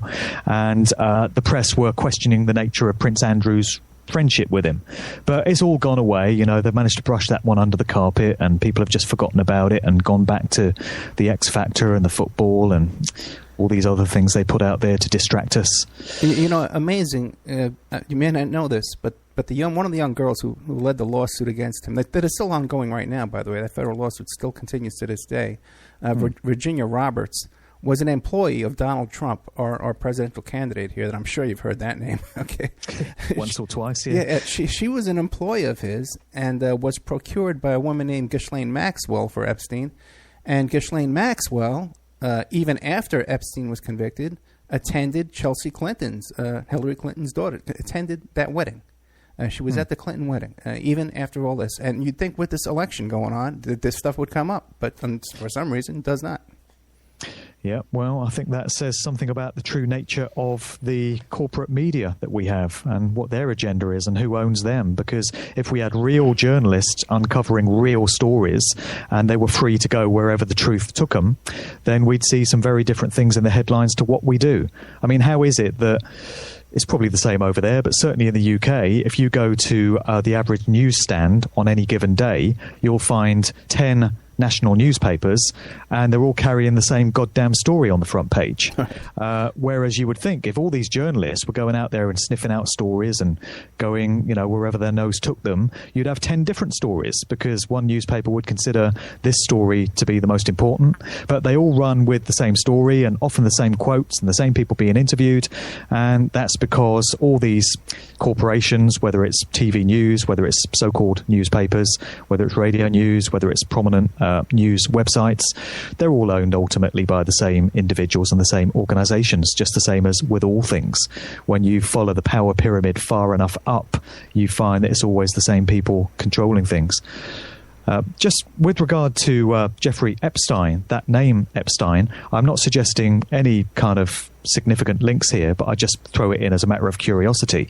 Of course, most people are probably aware that the Beatles' manager was a guy by the name of Brian Epstein, and he died very suddenly in quite strange circumstances in 1967. But Paul McCartney's first wife, Linda, her original name, well, she went by the name of Linda Eastman, which was her maiden name, but in actual fact her father's name was Leopold Epstein, and he himself was, I think he was a Lithuanian Jew, and he came to the US and changed his name from Leopold Epstein to Lee Eastman to sound more American. But Epstein was actually the original family name of Linda McCartney, and I just throw that one in there as a little curious tidbit. Well, I got another little curious tidbit for you, because his second wife, Heather Mills, turns out was one of Adnan Khashoggi's escorts that he used to peddle around, and who's Adnan Khashoggi? Best friends with Donald Trump again. So it all comes back again. Yeah. You see, this is why I say it just seems like the universe is making all this stuff happen and is bringing all these threads together, because how could this ever be the product of human planning? It just runs too deep, and the synchronicities are just too mind-boggling. You talk about them doing rituals during concerts. What do you make of the whole death at Altamont, Rolling Stones? Yeah, well, a lot of people think that was a pre-planned ritual sacrifice of some kind. This was a famous Rolling Stones concert that took place in 1969 at the Altamont racetrack up there near San Francisco. And during the group's performance, they just finished Sympathy for the Devil, which is a very, infamous and song that you could get into analysing for days.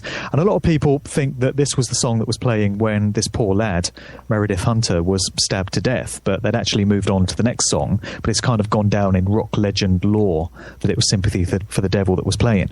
But what happened was there was this 18-year-old black youth by the name of Meredith Hunter who was down at the front of the stage, and there was a big skirmish that broke out, and during this, this lad was stabbed to death. And there's video footage that exists of it. He's very easy to spot because he's in a quite distinctive green suit, so he really stands out. And you had Hell's Angels doing the security that day. And it was all captured on film by a young filmmaker by the name of George Lucas. You may have heard of him. He went on to do this little thing called Star Wars, which was quite successful. But he just happened to be the guy that was filming this event. Isn't that interesting? And there are fellow performers there. Grace Slick of the group Jefferson Airplane made the comment that there was a very strange, brooding, menacing kind of atmosphere hanging over that event all day. And there are other witnesses that were there that said, yeah, there was just this strange feeling to it, and it really felt like bad vibes, like something was going to happen. And there were also astrologers that had looked into the planetary conjunctions of that time. And they've said, what the hell were they thinking of putting a rock concert on this date when there was a lot of bad energy emanating from these conjunctions, which was not conducive to a positive outcome. And so that was it. This youth was stabbed to death in front of the crowd right down by the stage, and it has led a lot of people to question whether that was just some random accident or whether it was some kind of ritual initiation for the Rolling Stones. There's a lot of dark, unsettling history to the Stones that goes all the way through their career. Before you get to that, let me just point out a couple of things about Altamont. Yeah. Did you know that they visited the Crossroads before they went to do that concert at Altamont? No, I didn't know that. They even recorded at one of the same studios there, at one of those blues studios. Then, if you watch the movie, it's fascinating, man. At the beginning of the movie, the film that George Lucas was involved in, one of the Stones dressed up as a Knights Templar on top of a donkey to ride into the town. Wow. Wow, yeah. And then get this. Now, George Lucas, later on, he went on to buy the Presidio base where Michael Aquino, the head of the Church of Satan, the Temple of Set, was involved over there in San Francisco. George Lucas today owns that property. Okay. And also, too, I was approached once at a conference that I did by someone who told me that they saw a Michael Aquino and Rob Reiner in the audience during that stabbing, to attend that stabbing. So that's, well, I think we're answering my earlier question. my earlier question was this some random accident, unforeseen thing, or was it planned? I think we're answering that right now, Ed. Well, let's take a commercial break now, and then I'll let you finish about I'm sorry I interrupted you, about the rest of the stuff on the Rolling Stones, because I know there's a ton on them as well. Sure. We'll be right back. We have our guest today is Mark Devlin from the UK. His book is called Musical Truth. Now, you can get a copy of that book at musicaltruthbook.com. Got another website. We gives all kind of updates and little articles and stuff. markdevlin.co.uk. If you're in the States, you want to catch Mark Devlin. If you're in the Langhorne, Pennsylvania area near Philadelphia, in April 15 to the 17th, he's going to be at the Free Your Mind Conference. And you can get tickets to that at thefreeyourmindconference.com. We'll be right back with more of Mark Devlin and Musical Truth after these messages. Yeah, Mark, I forgot to tell you, it's a 7-minute break. Okay. 6-minute break, and we can't talk during the break because they'll hear us. So. Okay. Okay, we'll be right back after this with more of Mark Devlin.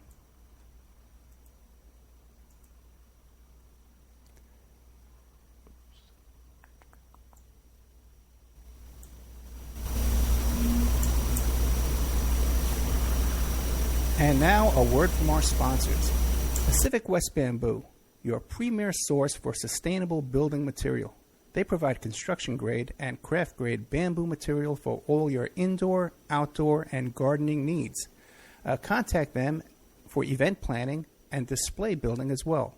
503-839-8126. Or you go to their new website, pacificwestbamboo.com. Or you can contact them on Facebook at Pacific West Bamboo. That's 503-839-8126. Amanda from Pacific West Bamboo was our first sponsor. She's been so good to us, so please support her in return. I want to make everybody aware of our new members section at www.oppermanreport.com. You can go there and sign up for a monthly, quarterly, or yearly subscription. You can even purchase episodes one by one. You get full access to brand new original content, new guests, new uncensored interviews, my own investigations and reports, and we're going to be adding sections with documents, images, police reports, either provided by myself or by my guests, or for my own investigations, my own reports. So you can go to oppermanreport.com and you can sign up there tonight. You can start listening tonight. Strawman. I want to mention Strawman. Strawman is a band out of Toronto, Canada. They're good friends of the Opperman Report. They're a trio of guys who share the same mindset most of us here do, and they put that energy into their words and music. So check them out at strawmanmusic.com and drop them a line to let them know that you heard them here on the Opperman Report. We'll be doing an interview with Sean Duffy soon. You can get an autographed copy of my book, How to Succeed as a Private Investigator, by visiting my PI website, emailrevealer.com. We also offer a computer and cell phone forensics. We can recover deleted text messages to uncover infidelity. We offer asset searches, locates, email tracing, background reports, and we can even trace your spouse's email address back to internet dating websites to catch them cheating online. You can reach us at 800-572-9762, or you can email me at emailrevealer@aol.com. New World Mexican Women. Everyone loves the New World Mexican Women, and their line of fine, handcrafted, authentic Mexican jewelry of stone mosaic and abalone stone inlay. In their first book, titled New World Mexican Women, available on lulu.com, they teach you how to make this jewelry, and they have a collection of love letters to their men from their hometown that have immigrated to the United States to find work. They have also published a new book entitled Azuquina to the Rodeo. It's about a young girl that falls in love with a rodeo bull rider, and she runs away with him without telling her family. You can find the New World Mexican Women by Googling New World Mexican Women, And you can ask them about their deals on wholesaling, their fine jewelry, and all of the other projects that they have going on. If you'd like to have your business or website advertised here and promoted all over the world on dozens of stations every day, give us a call at 800-572-9762 or email oppermanreport@gmail.com. And now back to our show. Well, not so soon. First, we're going to talk about MichiganMushrooms.net. They offer the highest quality chaga chunks available anywhere, picked fresh from healthy live trees in Michigan's Upper Peninsula, sun-dried and quickly shipped to you. They're very proud of their long-standing reputation as trusted farmers and collectors of wild, gourmet, and medicinal mushrooms. Customer service and offering high-quality products is very important to them. And they have a strict grading system that begins in the woods, and they would rather pass up a chunk that looks bad instead of passing it off to you, the customer. Additionally, they are recognized by the state of Michigan as mushroom experts. They are certified by the Department of Agriculture to sell 20 different species of mushrooms, and proof of this certification is available upon request. That is MichiganMushrooms.net or on Facebook, Michigan Mushrooms LLC.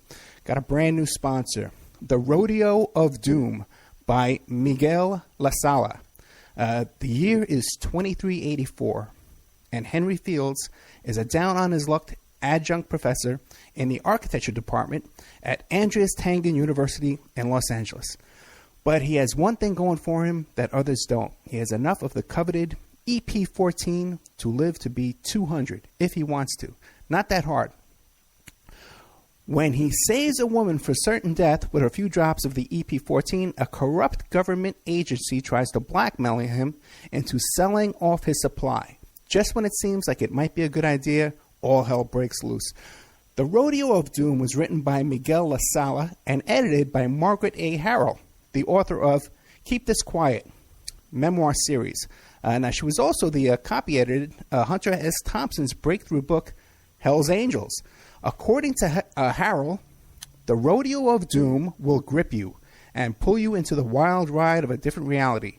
This is a consciously fast-paced journey into the future. Author Miguel La Sala reveals his craft by intricately weaving in fine details for his reader and keeps you anxiously anticipating what will happen next. Do not wait to read this book. There will surely be more to come from this author. The Rodeo of Doom is available on Amazon.com, and there's a link to the Rodeo of Doom in the Opperman Report bookstore.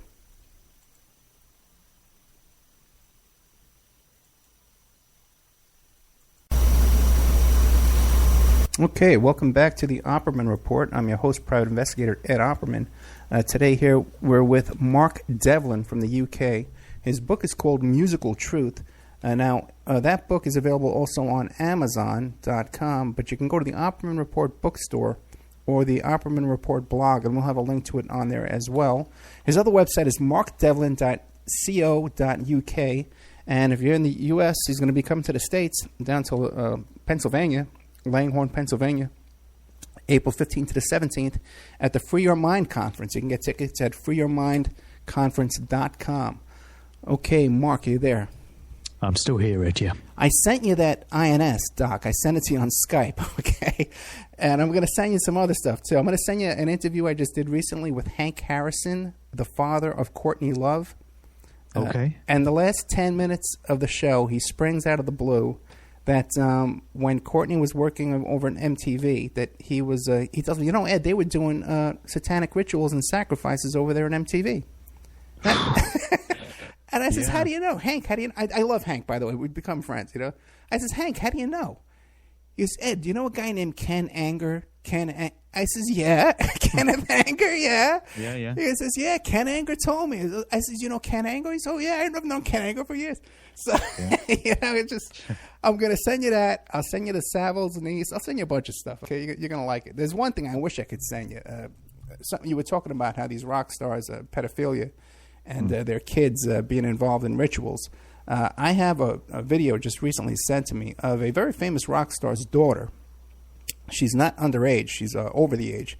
But she's definitely involved in a satanic ritual. Right there in the film, right in front of your eyes, and you Google her name, it's definitely the same person. There's no doubt about that.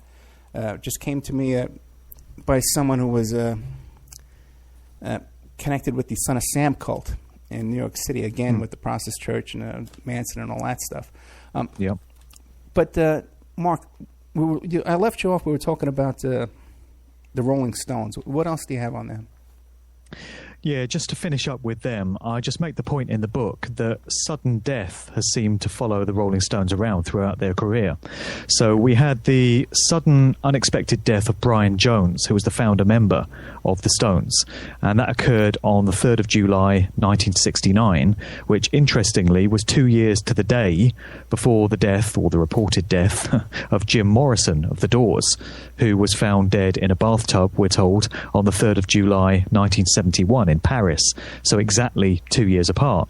And Brian Jones was 27 years of age when he died, as was Jim Morrison, and these would be members of the fabled 27 Club, which a lot of people have heard of. This is the shocking number of musicians that just happen to have died in very strange and sudden circumstances at the age of 27, usually via suicide or accidental overdose, which are two more elements that crop up throughout this story, decade after decade.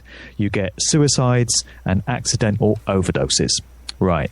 So the 27 Club also includes Jimi Hendrix, Janis Joplin, Kurt Cobain, just tying into the Courtney Love link there, Amy Winehouse, Robert Johnson, who we mentioned earlier, and a whole load of others. But Brian Jones was one of the early ones, and he was discovered floating face down in his swimming pool at his country mansion in Sussex. And then we got the Altamont concert that we mentioned earlier, with the sudden death of Meredith Hunter that occurred there, and then bringing it right up to date, pretty much. In 2014, Mick Jagger was going out with this woman by the name of Lorraine Scott, and she was a model, an actress, very successful, very wealthy, and one day we got the news that she just happened to commit suicide by hanging herself with a scarf. And it turns out that the night before she committed suicide, she was hosting a dinner party for friends who all said that she seemed in very good spirits. She was obviously wealthy, as I said, and everything seemed to be great in her life. But for some reason, the following day, she just felt the need to do herself in. And Mick Jagger seemed shocked at the news, judging by the reaction that we saw in the media, as if he had no idea this was coming. But way more questions than answers there. Does that sound like someone that was ready to give it all up, you know, had had enough of life, but they thought they'd throw one last dinner party beforehand and have a few mates around, you know? So it was just another example of these deaths that just seem to happen.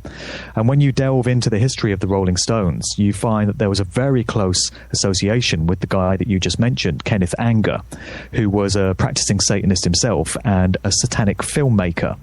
His two most famous films would be Lucifer Rising and Invocation of My Demon Brother. And these were mishmashes of very striking, very iconic images that he sort of spliced together into these shorts. And the Rolling Stones were involved with both movies. Mick Jagger composed the soundtrack to Demon Brother on a Moog synthesizer. And the soundtrack to Lucifer Rising, or one of the soundtracks, was recorded by Bobby Beausoleil, who was one of Charles Manson's disciples, part of the Manson family. And Beausoleil received life imprisonment for torturing and stabbing to death a music teacher by the name of Gary Hinman. And he was actually approached by Anger to produce the soundtrack to this film from his jail cell. Right. The other version of the soundtrack was produced by Jimmy Page of Led Zeppelin, and also a big fan of Aleister Crowley, and presumably a Satanist himself. So further links going on there. And so the Rolling Stones were very, very closely linked with Kenneth Anger. Kenneth Anger was also connected to the Church of Satan with Anton LaVey, and he also connected back into the Process Church that we mentioned earlier, the Process Church of the Final Judgment. And so we have all these links coming back around and all these synchronicities happening. And I got one more for you on amazing. Anger. Did you know that Ken Anger was friends with Dr. Ken Kesey, the Kinsey Report, Dr. Kinsey from the Kinsey Report? Yeah, Kinsey. I think Anger and Kinsey went together to Sicily, to the Church of Thelema that Aleister Crowley established out there. There was this chapel that he established by the name of Thelema, which was Crowley's sort of religious belief system. And Kinsey and Anger went out there to try and restore it and get it going again. But by all accounts, they weren't very enthusiastically welcomed by the locals, who had not enjoyed Crowley's presence there, and they were pretty much kicked out. But I was aware that those two were linked. Yeah, also, too, Anger used to go to Kinsey's house, and they made some kind of films up in Kinsey's attic. Okay, you can only guess what they might have been. Yeah, I know, right? I'm sure they were home movies of recitals or something. Oh, my God. What about the Stones? Wasn't there recently, too, one of the Stones' homes burned down to the ground? I didn't hear about that. I did hear about Boleskine House burning to the ground, which was Aleister Crowley's house on the shores of Loch Ness in Scotland. And Crowley is said to have performed various rituals there, including one in 1904, I think it was, where he was trying to summon up these sort of entities. And he was called away urgently on business to France, and he was unable to complete the ritual. And this would have involved kind of sending these entities back to wherever they came from. And so because he left it unfinished, these presences, whatever they were, are said to have hung around that house for ages afterwards. And anyone that ever lived there, it never ended particularly well. There was an actor by the name of George Sanders who used to play he was in the Pink Panther movie. He was in one of the Pink Panther movies, and he also played the Saint back in the day over here in the UK. And he committed suicide after a period living in the house. This house, Boleskine House, was bought by Jimmy Page, famously, of Led Zeppelin, and he lived there from 1971 to 1991. And he reported apparently seeing apparitions of a headless ghost and all sorts of stuff going on there. So it's not the sort of place you'd want to spend a night, really. Well, I certainly wouldn't. And we got the news last year that it had burnt to the ground in very strange circumstances. So I'm not quite sure what went on there, but it was very closely connected to Aleister Crowley. And Jimmy Page is just one of so many prominent musicians, as I mentioned, that have been obsessed with Crowley's work. David Bowie would be another. Yeah, that's what I was thinking of. I assumed it was connected to the Stones. Now, we have 10 minutes left. I got to have you back. We're definitely going to have you back, maybe do another 2-hour show, because this is all stuff we're all into over here. So I hope I can get you back soon. But we have 10 minutes left. What would you like to hit on? Because I'm looking over your book here. There's like a million things. Yeah. Let's just talk about the Beatles for a minute. Okay, then real quick, the murder of John Lennon. Do you know anything about the connection of Mark David Chapman and the Protestant Church? I'm not familiar with any connections between Chapman and the Protestant Church, though it wouldn't surprise me. My take on the Lennon assassination, well, there's various different theories. I mean, there are some researchers. There's a guy by the name of Miles Mathis, for instance, who is of the opinion that John Lennon somehow faked his death and is actually still alive and well and performing as a musician by the name of Mark Stacer. I mean, that one really is a mind-blower. So we'll leave that one alone for the minute. But I'm just acknowledging the fact that some researchers claim that Lennon faked his death. I mean, you get this with a lot of musicians. People say that Jim Morrison faked his death. We get it with Elvis. We get it with Tupac. There are claims with David Bowie, with Michael Jackson. Who knows? I mean, who knows the truth of these things? But with Lennon, the official story is that Mark Chapman was this deranged fan, the classic lone nut. You know, see Lee Harvey Oswald, Sirhan Sirhan, etc., James Earl Ray, the classic lone nut syndrome. You do a bit of digging into Chapman's behaviours and his background, and there's links there to military intelligence and the secret services and all of that. Why would we be surprised? And then you come to the view that Chapman was almost certainly some kind of Manchurian candidate-style programmed assassin that had been programmed under the MK-Ultra scenario that came out of the CIA. Certainly, but by some of his behaviours on that night, it would appear to be the case that he was under some kind of programming. But then it goes deeper when you learn that the guy that was posing as the doorman on the Dakota building in Manhattan that night was actually a long-time assassin for the CIA, a guy by the name of Jose Perdomo. And he'd been known to be involved in many missions commissioned by the CIA over the years. And what was he doing, as the doorman of the Dakota building? And witnesses said that Chapman was seen to drop to one knee and assume a shooting position, and he was seen to fire at Lennon. But the alternative view is that he was providing some kind of distraction and diversion from what was really going on, which was the fact that Lennon was actually shot by Perdomo, and Chapman had been programmed to believe that he had done the shooting. And then Perdomo famously went over to Chapman, according to witnesses, and said, "Do you know what you've just done?" And Chapman replied, "I've just shot John Lennon." And then he was said to have been reading this copy of Catcher in the Rye and just very calmly waited for the police to arrive to take him away. So it certainly smacks of mind control to me when you get into what that's all about. And various theories as to why Lennon would have been taken out. He obviously was getting up the nose of the Nixon administration. He was very vocal in his opposition to the Vietnam War, and he'd made lots of anti-establishment kind of comments that would have ruffled the feathers of the establishment of the day. Also, Ronald Reagan had just been voted in as the next US president, and there are theories that they just wanted a clean sweep ready for the Reagan administration, and Lennon was a troublemaker that they just wanted out of the way. And he was also the subject of the COINTELPRO program that came out of the FBI. So lots of different theories as to why he would have been taken out, plus the theory that he never was, of course, and it was all faked. And as I say, who really knows? We can only speculate on these things, really, and go with the evidence that's available and go with our best guess. And that's the case with so many things. There are so many theories when it comes to the music industry and some of these legends. Have you ever heard of who's dead, who was shot, who wasn't, Have you ever heard of Chapman mailing bullets to Kenneth Anger?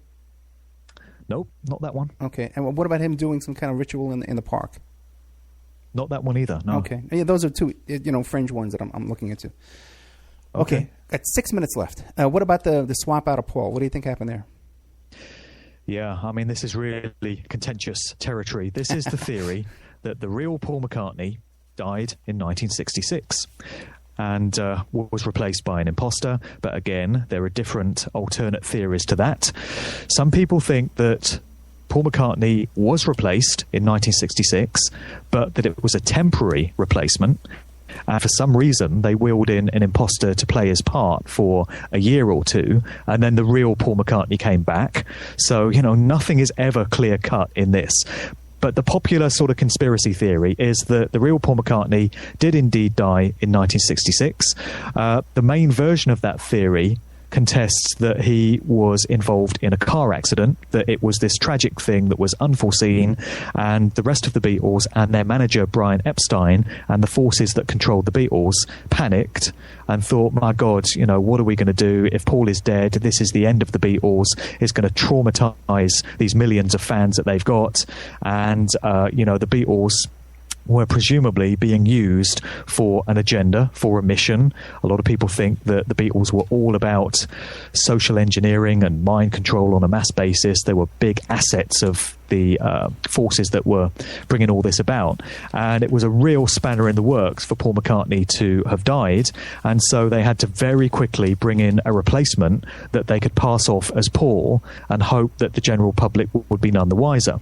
So then you get an alternative version of that theory, which is that McCartney's death was not an accident at all, but that he was deliberately taken out for whatever reason. And it was all long planned. And this would have given time to train up his replacement and presumably apply some plastic surgery and get him looking the part and get him acting the part so that he could step into Paul's shoes. And again, the public would be none the wiser. In the book, I detail over 15,000 words the many, many, many symbolic clues that have been placed into the Beatles' music and album sleeves and photographs and stuff like that. Also, comments that have been made in interviews by John Lennon and others, George and Ringo also, and the forensic evidence. For people that don't like symbolic clues and they think it's all unscientific and all of that, there's a lot of fact-based forensic evidence that you can really get your teeth into that suggest very strongly that the person we see today who claims to be Paul McCartney is different to the James Paul McCartney that we saw before 1966. There are people that have done facial comparisons of height, voice comparisons, and none of it adds up. And all of it points very strongly to the suggestion that Paul McCartney was actually laced. It's a suggestion that horrifies a lot of people, particularly original generation Beatles fans, but hey, it is what it is. And I would say to people, read what I've written in the book and read what many other researchers have said on this subject. I'm far from the only one, again, and if you can debunk every single one of the hundreds of pieces of evidence and clues that suggest a replacement took place, then I'd love to hear from you. I'd love to see all these points debunked. You know, we definitely have to have you back. There's so much more in this book about LSD, about MK Ultra and Monarch with Britney Spears and Justin Bieber and Keisha, and there's so much in here. So Tupac and Biggie and all that kind of stuff. These are all topics we cover all the time. I totally believe it. We just scratched the surface. Yeah, very, very. Yeah. So well, good. This works out good. A little teaser, and then you'll come back for 2 hours. Yeah, for sure. Yeah, maybe we could try and before this April 17th, 15th to the 17th, he's going to be in Lancaster, Pennsylvania there at the freeyourmindconference.com. Langhorne. Langhorne, right? Yeah, Everyone here knows what it is. It's where all the those guys are. It's by Philly down there. Exactly, just outside Philly, yeah. Yeah. Okay, musicaltruthbook.com, markdevlin.co.uk. Mark, thank you so much. Thanks, Ed. Hang on the line. There's a couple of things I want to talk to you about, okay? Okay. Thank you. We'll be right back after this.